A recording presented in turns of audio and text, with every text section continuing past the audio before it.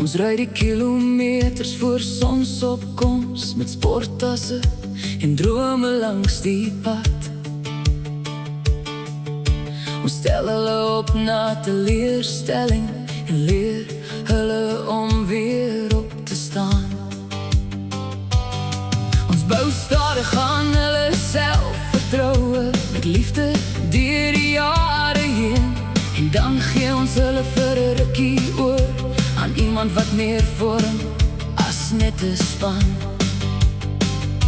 Want jy sien 'n speler, ons sien 'n kind. Jy sien 'n posisie, ons sien 'n hart wat nog probeer vind.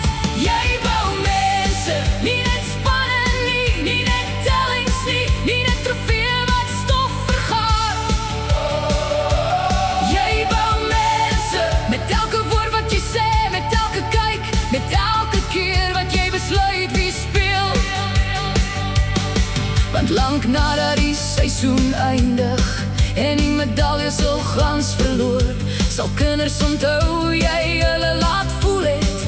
Lank nadat die skare stil geword het.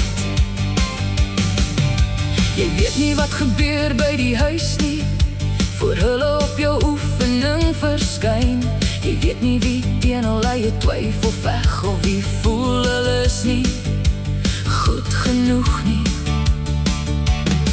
Die stilste kind dra soms die zwaarste las, die hardste kind steek soms pyn weg. En die kind wat vandag moeilik lyk, is dalk die een wat die meeste hulp nodig het.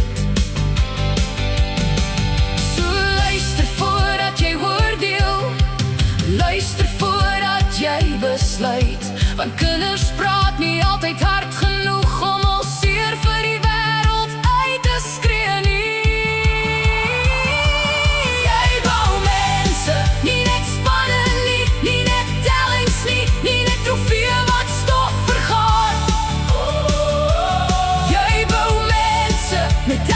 Wat jy sê, met elke kyk, met elke keer wat jy besluit wie speel. Moenie net die talent raak sien nie, sien die kind al binne ook. Die een wat nog leer om dapper te wees, die een wat nog probeer glo is genoeg. Moenie net praat nie, leer om te luister. Want respek word gebou, nie afgedwing nie. En leierskap word nie deur vrees gebou nie. Jy leer hulle meer as sport, jy leer hulle hoe mense optree, hoe leiers praat, hoe volwassenes ander behandel. Jy bou mense, toekomstige leiers, toekomstige mamas, toekomstige pa's van môre. Jy bou mense, en die verantwoordelikheid is groot.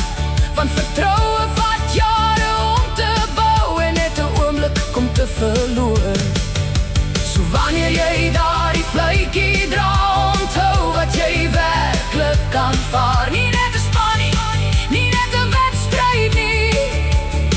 Vir 'n kort rukkie, vertrou iemand anders se kind, hulle drome aan jou toe.